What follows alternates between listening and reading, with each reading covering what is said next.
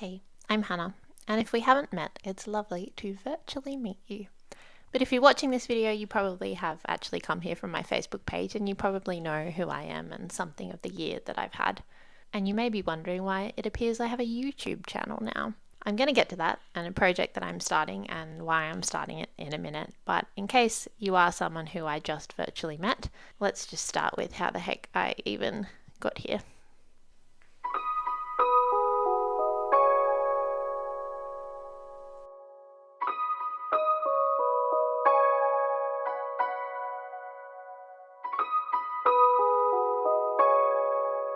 I just want to preface this with a fair warning that I am going to talk about my little boy who passed away in this video, and if that's something that's not helpful for you to watch right now, feel totally free to just skip past it. In January 2022, my husband Ben and I found out that we were expecting identical twin boys. And we were super excited. It was a bit intimidating imagining having two babies when I'd never had one. And I did keep freaking myself out by Googling pictures of women 38 weeks pregnant with twins and looking at the giant tummies that I found. But we were so excited and just super full of love for our babies from the get-go. But at our 16-week scan, one of our boys was a lot smaller than the other one. After a couple of days of bouncing around different hospitals and getting more scans and more tests, we learned that our little boy's umbilical cord was attached to the edge of the placenta. And what that meant was that he wouldn't have enough nutrients and blood flow to get him to full size or to full term. And in fact, in a case as severe as ours, the doctors told us he probably wouldn't live for another 2 to 3 weeks. On top of that, which was obviously really heartbreaking on its own, we were told that when our little boy passed away, our bigger boy had about a 1/3 chance of dying as well, about a 1/3 chance of brain injury, and about a 1/3 chance of being okay.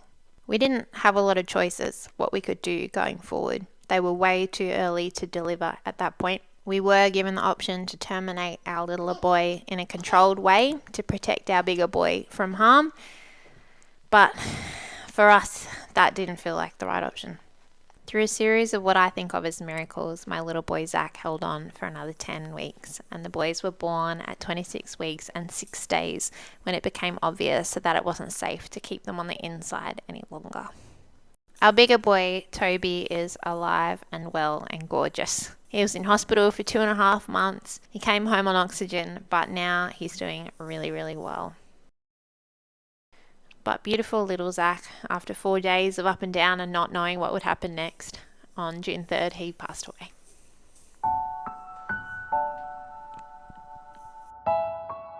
You know what? I might get you a bib today, because I forgot to take your little top off. Yeah, got the hiccups. I don't know how well it comes across in that last clip, but it was a really dark time for me. I talk pretty matter-of-factly about it now, and my natural disposition is pretty cheerful and smiley, even when I'm talking about hard stuff. But there was this quiet panic of knowing that my baby could die at any time on any day for what ended up being 10 weeks. There was the pressure of a looming deadline on decisions that I knew had lifelong consequences for the life or death or disablement of my kids, and that was torturous. And there was the glimmer of hope of all of us surviving the birth, then being snatched away after 4 days of emotional roller coaster with the tearing loss of Zach. At the end of October, Ben and I stood up at Zach's memorial and told the whole story, and we talked for I think about an hour and a half, and we talked a lot about how we survived, how we pulled through to the other side of that ordeal. And as part of that, we talked a lot about our Christian faith. We talked about the way that we understand God's role in what happened to us, and also about the comfort and hope that our faith brought us in the darkest time of our lives. And I got a lot of feedback after the memorial that people had been watching our story and wondering to themselves, how do you believe in God after that?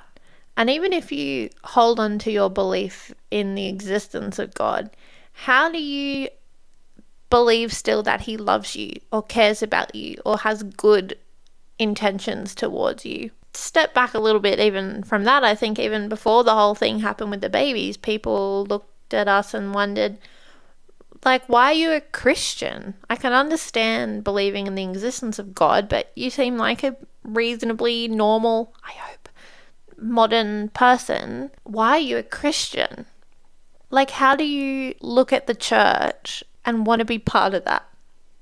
After Zach's memorial, a lot of people approached me or sent me a message to say that the way that Ben and I had talked about our faith had kind of helped them unpack a little bit of that and provided some sort of, not answers for that, but like a little bit of an insight into why we believe and why we still believe even after everything that happened with our babies. And a lot of people seem to find the memorial really helpful.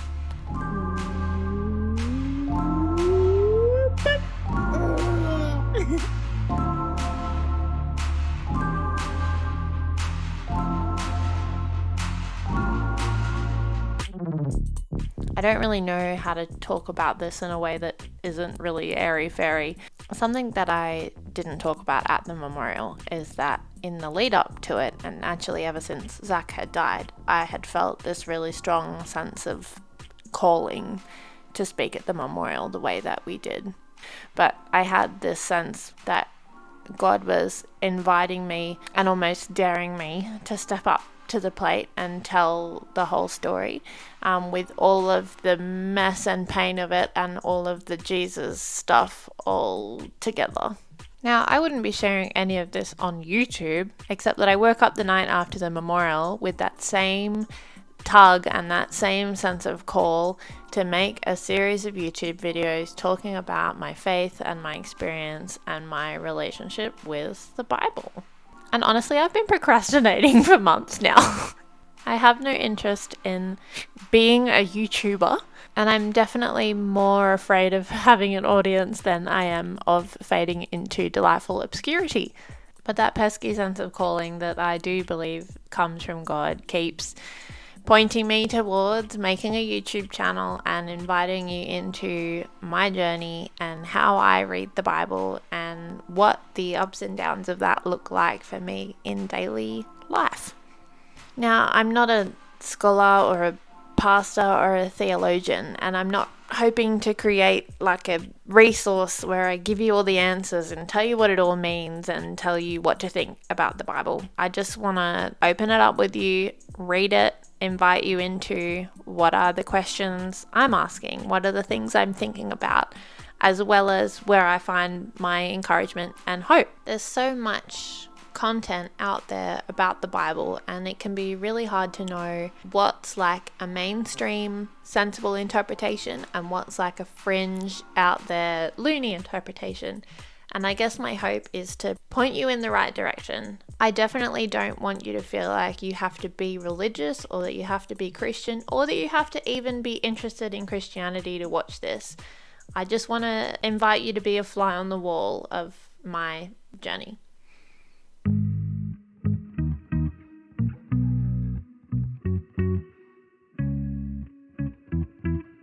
With all that being said, I'm going to start by making some videos about my journey through the book of Luke.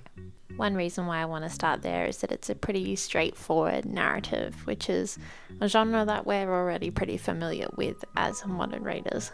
The other reason I want to start with Luke is that it gets to the main thing first. It talks about Jesus and his life and death and the claims of his resurrection, and it's pretty much just a recount about what Luke is claiming happened. The story and Jesus' life are set in a Jewish cultural and religious context, and it would appear that Luke, the author, isn't Jewish himself, and he's writing to someone who's not Jewish.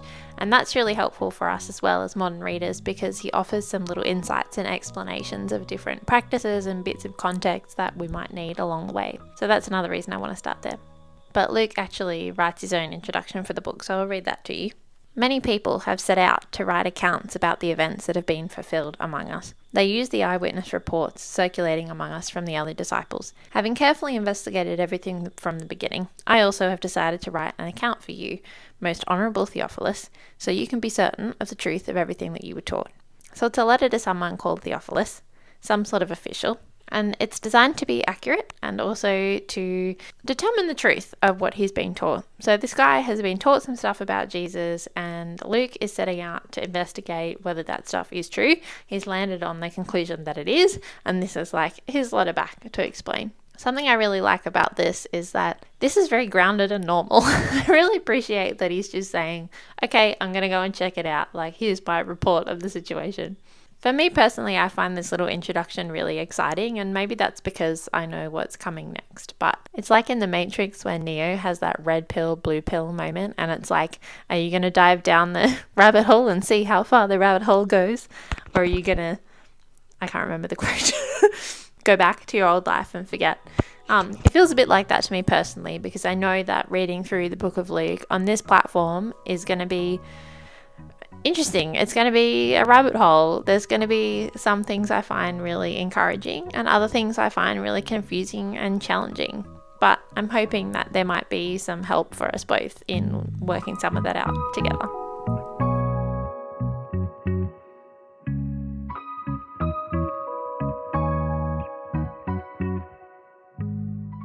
It's taken me a long time to sit down and film the last part of this video, even though I have like 2 things to say, because we got an email about 2 weeks ago saying that Zach's gravestone is finally finished and installed, and it's beautiful.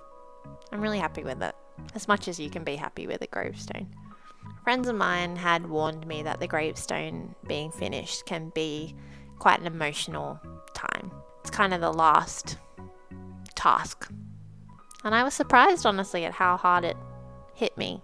Been in survival mode, I guess, the last couple of weeks and haven't really made it to here.